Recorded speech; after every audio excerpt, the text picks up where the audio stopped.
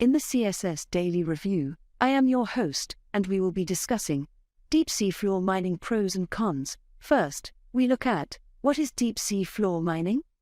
Deep-sea mining is the extraction of valuable metals and minerals by stripping away wide swaths of the deep ocean floor using robotic cutting machines.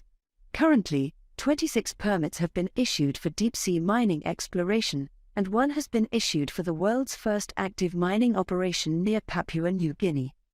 Next thing come in mind that what will be mined: nickel, copper, cobalt, manganese, zinc, gold, and other rare earth metals and minerals, much of which are used in electronics. They are found on the seafloor, embedded in three types of mineral forms: cobalt-rich crust, polymetallic sulfides, and polymetallic nodules, the latter of which forms seafloor fields that can be thousands of miles long.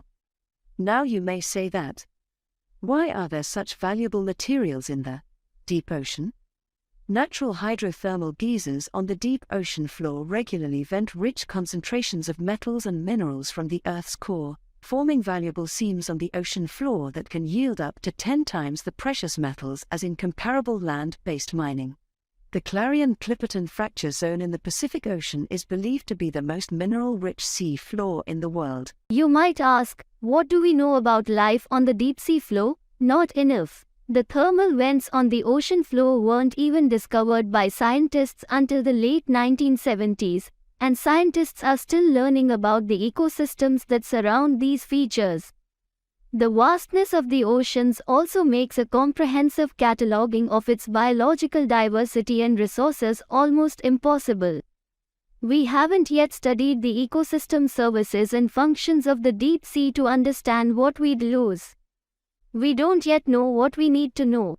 That makes it difficult to create effective environmental regulations for these projects. The next question might be, how much are deep sea metals worth? Although there's no comprehensive tally of the value of all undersea materials, a World Economic Forum report in 2014 estimated the gold in international seabeds was worth at least $150 trillion, or 9 pounds of gold for every person on Earth.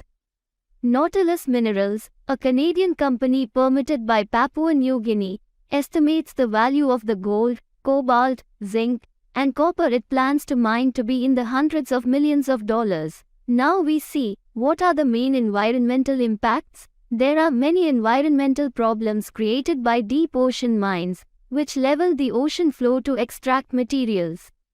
The most direct impacts at mining sites are the destruction of natural landforms and the wildlife they host, the compaction of the seafloor, and the creation of sediment plumes that disrupt aquatic life. Nearby impacts include noise, electromagnetic effects, disruption of the larval supply, contamination, and fluid flow changes.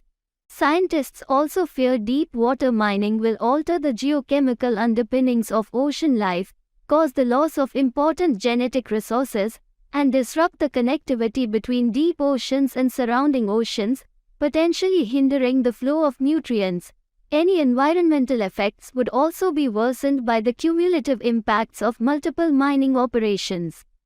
The difficulty of deep-sea mining operations also make accidents, pollution and contamination likely. Now, can we recap some of the benefits of deep-sea floor mining?